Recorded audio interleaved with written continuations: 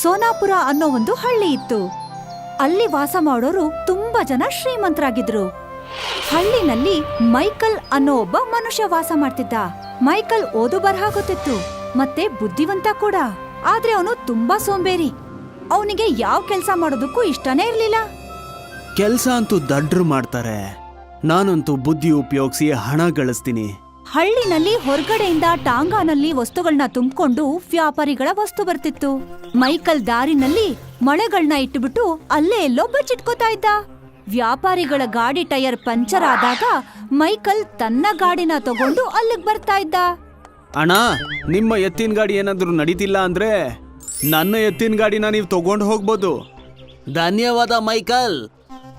Michael ತನ್ನ ಟಾಂಗಾಗೆ ಸಾಮಾನುಗಳನ್ನ ಹಾಕೋತಾ ಇದ್ದ ಮತ್ತೆ ವ್ಯಾಪಾರಿಯಿಂದ ತುಂಬಾ ದುಡ್ಡನ್ನ ಇಸ್ಕೋತಾ ಇದ್ದ. ಅಣ್ಣ, 5,000 ಆಗಿದೆ.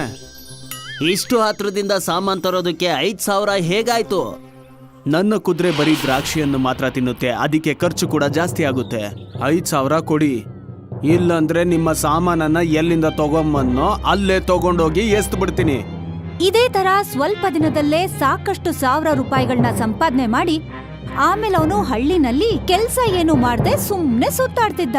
ಒಂದಿನ ಮೈಕಲ್ ನದಿ ತೀರದಲ್ಲಿ ಸುಮ್ನೆ ಹಾಗೆ ವಿಹಾರಕ್ಕೆ ಅಂತ ಬಂದಿದ್ದಾಗ ಅವನ ಕೈಯಲ್ಲಿದ್ದ ಬಂಗಾರದ ಉಂಗುರ ಇದ್ದಕ್ಕಿದ್ದ ಹಾಗೆ ಅವನ್ ಬೆರಳಿಂದ ಜಾರಿ ನದಿ ಒಳಗಡೆ ಬಿದ್ದೋಯ್ತು. ನನ್ನ ಉಂಗುರ ಅದರಷ್ಟಕ್ಕದೇ ನದಿ ಒಳಗೆ ಹೇಗ್ ಬಿದ್ದೋಯ್ತು? ನದಿ ಒಳಗಡೆಯಿಂದ ತುಂಬಾ ದೊಡ್ಡದಾಗಿರೋ ಒಂದು ಮ್ಯಾಗ್ನೆಟ್ ಹೊರಗಡೆ ಬಂತು.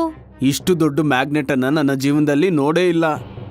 ಮೈಕಲ್ ಒಂದು ಟ್ರಕ್ ಅನ್ನ ತಗೊಂಡ್ ಬಂದು ಆ ಮ್ಯಾಗ್ನೆಟ್ ಅನ್ನ ಕಟ್ ಹಾಕಿ ನಿಧಾನವಾಗಿ ಹೊರಗಡೆ ಎಳ್ದ. ಆ ಮ್ಯಾಗ್ನೆಟ್ ಅಲ್ಲಿ ತುಂಬಾ ಚಿನ್ನ ಅಂಟ್ಕೊಂಡಿತ್ತು. ಬಹುಶಃ ಈ ಮ್ಯಾಗ್ನೆಟ್ ಚಿನ್ನದ ವಸ್ತುನ ದೂರದಿಂದ ಆಕರ್ಷಿಸುತ್ತೆ. ಮೈಕಲ್ ಆ ಮ್ಯಾಗ್ನೆಟ್ ಅನ್ನ ತನ್ನ ಮನೆಗ್ ತಗೊಂಡ್ ಹೋದ ಮತ್ತದನ್ನ ಹೇಗ್ ಬಳಸೋದು ಅಂತ ಯೋಚನೆ ಮಾಡ್ತಿದ್ದ. ನನಗೆ ಅರ್ಥ ಆಯ್ತು, ಇದನ್ನ ಹೇಗ್ ಉಪಯೋಗಿಸ್ಬೇಕು ಅಂತ. ಮೈಕಲ್ ಒಂದು ಹೆಲಿಕಾಪ್ಟರ್ನ ಬಾಡಿಗೆಗೆ ತಗೊಂಡ. ಆಮೇಲೆ ಅವನು ಆ ಮ್ಯಾಗ್ನೆಟ್ನ ಹೆಲಿಕಾಪ್ಟರ್ ಕೆಳಗಡೆ ಕಟ್ಟದ. ಆ ಹೆಲಿಕಾಪ್ಟರ್ ಹಾರ್ಕೊಂಡು ಜನಗಳ ಮನೆಗಳ ಮೇಲೆ ಹೋಯ್ತು.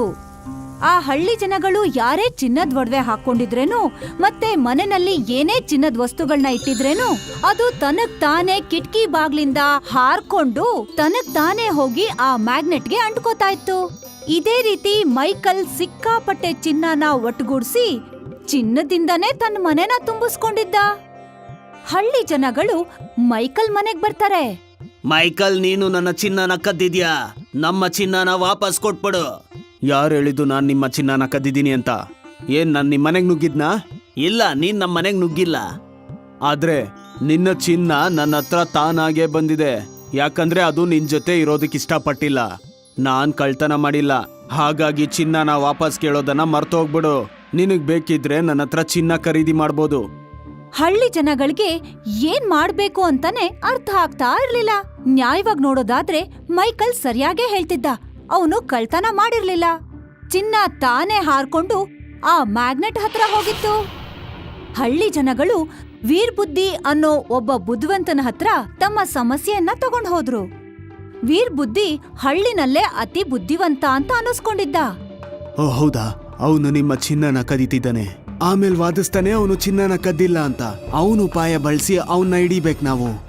ವೀರ್ಬುದ್ಧಿ ಚಿನ್ನದ ಗಣಿಯಿಂದ ಚಿನ್ನ ತೆಗ್ಯೋ ಒಬ್ಬ ಅವನ ಸ್ನೇಹಿತನ ಹತ್ರ 100 ಕೆಜಿ ಚಿನ್ನದ ಒಂದು ಕಲ್ಲನ್ನ ಮಾಡೋದಕ್ಕೆ ಹೇಳ್ದ. ಇಷ್ಟು ದೊಡ್ಡ ಚಿನ್ನದ ಕಲ್ಲನ್ನ ನೀನ್ ಹೇಗ್ ಖರೀದಿ ಮಾಡ್ತೀಯಾ? ನಾನು ಖರೀದಿ ಮಾಡಲ್ಲ, ನನ್ಗೆ ಕೇವಲ ಒಂದಿನ ಮಟ್ಟಕ್ಕೆ ಬಾಡಿಗೆ ಕೊಡಿ. ವೀರ್ಬುದ್ಧಿ 100 ಕೆಜಿ ಚಿನ್ನದ ಕಲ್ಲನ್ನ ಆ ಹಳ್ಳಿನಲ್ಲಿರೋ ಒಂದು ದೊಡ್ಡ ಮನೆನಲ್ಲಿ ಇಟ್ಟಿದ್ದ. ಅವತ್ತು ಸಂಜೆ ಮೈಕಲ್ ಹೆಲಿಕಾಪ್ಟರ್ ಅನ್ನ ತಗೊಂಡು ಮ್ಯಾಗ್ನೆಟ್ ಅನ್ನ ಹಾರಿಸ್ಕೊಂಡು ಆ ಮನೆ ಮೇಲೆ ಹಾರೋವಾಗ ಆ 100 ಕೆಜಿ ಚಿನ್ನದ ಕಲ್ಲು ಆ ಮ್ಯಾಗ್ನೆಟ್ ಅನ್ನ ತನ್ನ ಕಡೆ ಸೆಳ್ಕೊಂಡ್ಬಿಡ್ತು. ಆಗ ಮೈಕಲ್ ಹೇಳ್ತಾನೆ, ಇದೇನಿದು? ಹಗ್ಗ ಹೇಗ್ ಕಟ್ಟಾಯ್ತು? ನನ್ನ ಮ್ಯಾಗ್ನೆಟ್ ಯಾರು ತಗೊಂಡ್ರು? ಮೈಕಲ್ ಆ ಮನೆ ಒಳಗಡೆ ಬರ್ತಾನೆ.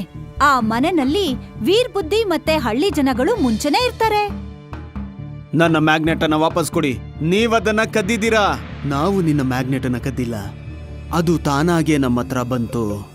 ಯಾಕಂದ್ರೆ ಅದು ನಿನ್ನ ಹತ್ರ ಇರೋದಕ್ಕೆ ಇಷ್ಟಪಡ್ಲಿಲ್ಲ. ನಿನ್ಗೇನಾದ್ರೂ ಈ ಮ್ಯಾಗ್ನೆಟ್ ವಾಪಸ್ ಬೇಕು ಅಂದ್ರೆ ಈ ಎಲ್ಲಾ ವ್ಯಾಪಾರಿಗಳ ಚಿನ್ನನ ವಾಪಸ್ ಕೊಡು. ಮೈಕಲ್ ಹತ್ರ ಈಗ ಯಾವ್ದೇ ದಾರಿ ಉಳ್ದಿರ್ಲಿಲ್ಲ. ಅವನು ಆ ಮ್ಯಾಗ್ನೆಟ್ ಬದಲಾಗಿ ಜನಗಳ ಒಡವೆ ವಸ್ತ್ರಗಳನ್ನ ಕೊಡ್ಬೇಕಾಯ್ತು. ಈ ಮ್ಯಾಗ್ನೆಟ್ ಅನ್ನ ನದಿಯಲ್ಲೋ ಸಮುದ್ರದಲ್ಲೋ ಉಪಯೋಗಿಸು, ಯಾಕಂದ್ರೆ ಅಲ್ಲಿ ಸಾಕಷ್ಟು ವಸ್ತು ಕೊಚ್ಕೊಂಡ್ಬರುತ್ತೆ. ಈ ರೀತಿಯಲ್ಲಿ ನೀನು ಹಣನ ಗಳಿಸ್ಬೋದು. ಮೈಕಲ್ ವೀರ್ ಬುದ್ಧಿ ಹೇಳೋ ಮಾತನ್ನ ಕೇಳಿ ಹಳ್ಳಿ ಜನಗಳ ಒಡವೆಗಳನ್ನ ತಗೊಳ್ಳೋದನ್ನ ಬಿಟ್ಬಿಟ್ಟ.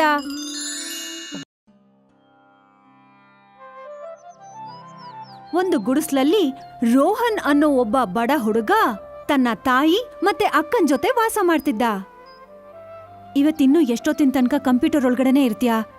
ಮಮ್ಮಿ, ಇವನಿಗೆ ಹೇಳಿ ಇವಾಗ ಕಂಪ್ಯೂಟರ್ನ ನಾನ್ ಬಳಸ್ಬೇಕು ಅಂತ.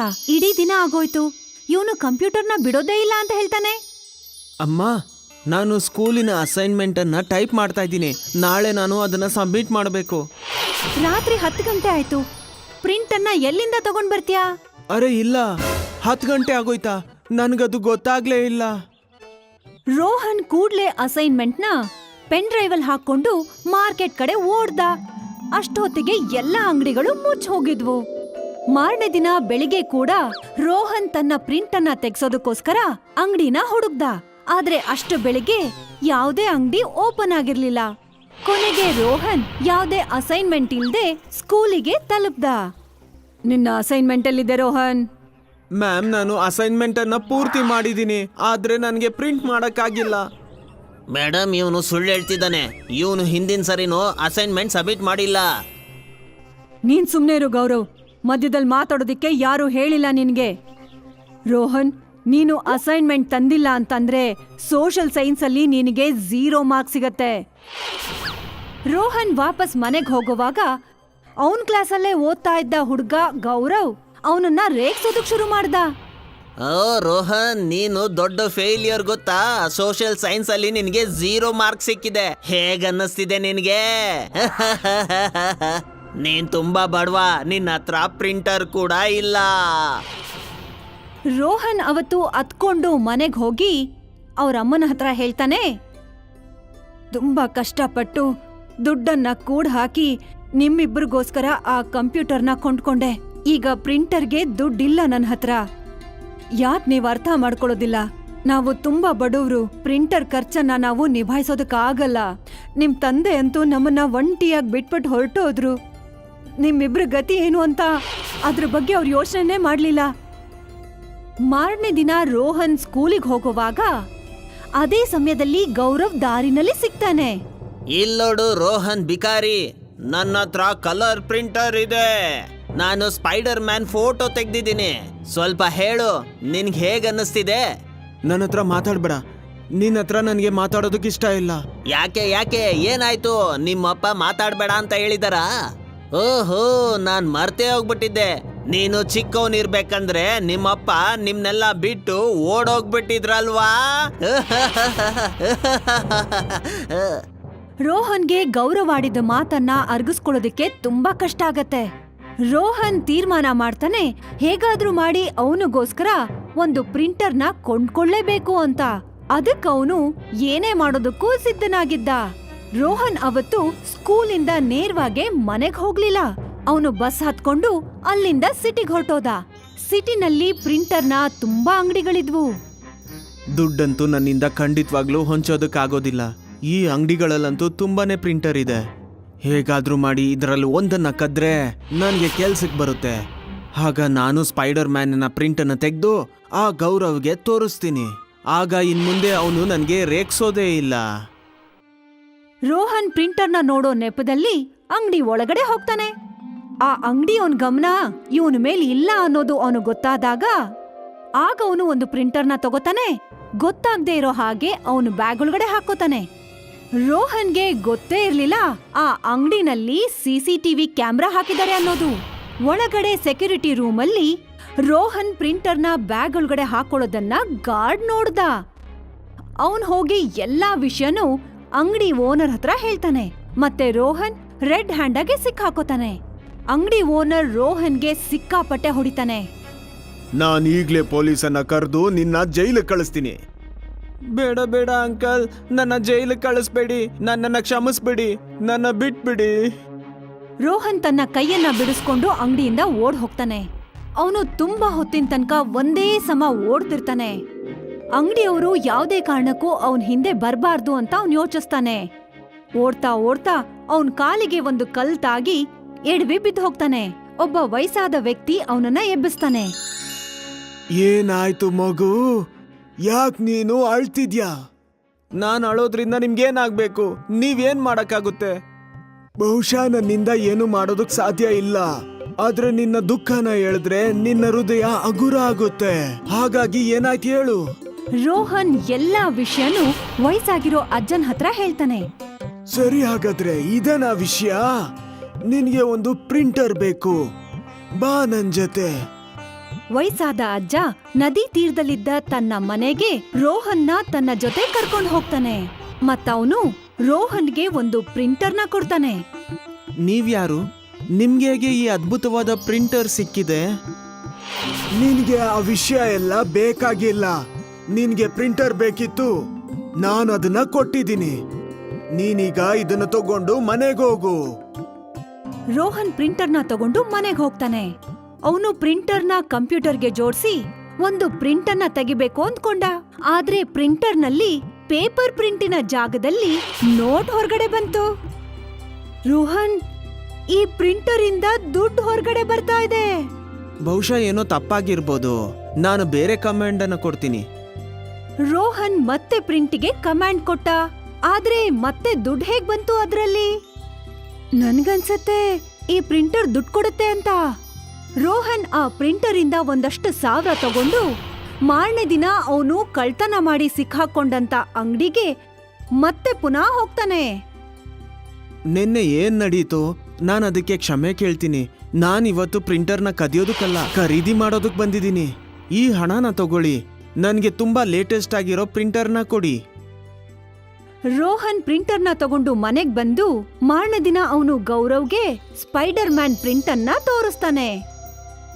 ಇದು ನೋಡು ಗೌರವ್, ಬಹುಶಃ ನಿನ್ ಪ್ರಿಂಟರ್ ಕ್ವಾಲಿಟಿ ಕೂಡ ಇಷ್ಟು ಚೆನ್ನಾಗಿರೋದಿಲ್ಲ. ನನ್ನ ಪ್ರಿಂಟರು ಅಷ್ಟು ಚೆನ್ನಾಗಿದೆ. ಗೌರವ್ ರೋಹನ್ ಮುಖ ನೋಡ್ಕೊಂಡೇ ನಿಂತುಬಿಟ್ಟ. ಈ ಬಡವನ ಹತ್ರ ಇಷ್ಟೊಂದು ದುಬಾರಿ ಪ್ರಿಂಟರು ಹೇಗ್ ಬಂತು? ಆವತ್ತಿನ ದಿನ ಸ್ಕೂಲ್ ಮುಗ್ದ ನಂತರ ಗೌರವ್ ರೋಹನ್ನ ಹಿಂಬಾಲಿಸ್ಕೊಂಡ್ ಹೋದ. ಅವನು ರೋಹನ್ ಮನೆ ಹಿಂಭಾಗದಲ್ಲಿ ಬಚ್ಚಿಟ್ಕೊಂಡು ಮನೆಲಾಡೋ ಪ್ರತಿಯೊಂದು ಮಾತುಗಳನ್ನು ಕೇಳಿಸ್ಕೊಂಡ. ರೋಹನ್, ಯಾರ್ ನಿನಗೆ ಈ ದುಡ್ಡು ಕೊಡೋ ಅಂತ ಪ್ರಿಂಟರ್ನ ಕೊಟ್ಟಿದಾರೋ ಅವ್ರ ಹತ್ರ ಒಂದ್ಸಲ ನೀನ್ ಹೋಗಿ ಅವರಿಗೆ ಥ್ಯಾಂಕ್ ಯು ಹೇಳಲೇಬೇಕಲ್ವಾ? ಹಾ, ನೀನಂತೂ ಸರಿಯಾಗಿ ಹೇಳ್ದೆ. ನೀನು ಕೂಡ ನನ್ ಜೊತೆ ಬಾ. ರೋಹನ್ ತನ್ನ ಅಕ್ಕನ ಕರ್ಕೊಂಡು ನದಿ ತೀರಕ್ ಹೋಗ್ತಾನೆ. ರೋಹನ್ ಅಮ್ಮ ಹೊರಗಡೆ ಕೆಲ್ಸ ಮಾಡೋದಕ್ ಹೋಗಿದ್ರು. ಮನೆ ಒಳಗಡೆ ಯಾರೂ ಇರ್ಲಿಲ್ಲ. ಈ ಅವಕಾಶನ ಬಳಸ್ಕೊಂಡು ಗೌರವ್ ರೋಹನ್ ಮನೆ ಒಳಗಡೆ ನುಗ್ತಾನೆ. ಅವನು ದುಡ್ಡು ಕೊಡೋ ಅಂತ ಪ್ರಿಂಟರ್ನ ಕಳ್ತನ ಮಾಡ್ಕೊಂಡು ತನ್ನ ಮನೆಗ್ ತಗೊಂಡು ಹೋಗ್ತಾನೆ. ನಾನೀಗ ತುಂಬಾ ಹಣನ ಪ್ರಿಂಟ್ ಮಾಡ್ತೀನಿ. 1,00,000ದ್ದು ಮೊಬೈಲ್ ತಗೊಂತೀನಿ, 3D ಟಿವಿ ತಗೋತೀನಿ, ಹಾಗೆ ನನ್ಗಾಗಿ ಒಂದು ಬುಲೆಟ್ ಮೋಟರ್ ಸೈಕಲ್ನ ತಗೋತೀನಿ, ತುಂಬಾನೇ ಕನ್ನಡಕಗಳು ತಗೊಂತೀನಿ. ಹಣದಲ್ಲಿ ಮೋಜು ಮಸ್ತಿ ಮಾಡ್ತೀನಿ, ಯಾಕಂದ್ರೆ ಈಗ ಹಣದ ಸಮಸ್ಯೆನೇ ಇಲ್ಲ.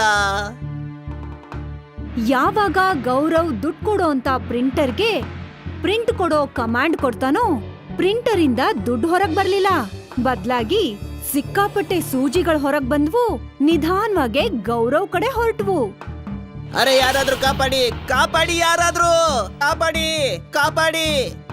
ಎಲ್ಲಾ ಸೂಜಿಗಳು ಗೌರವ್ ಬೆನ್ನಿಗೆ ಚುಚ್ಕೊಂಡ್ವು. ಅಮ್ಮ, ನಾನ್ ಸಾಯ್ತಿದ್ದೀನಿ, ಕಾಪಾಡಿ, ಕಾಪಾಡಿ.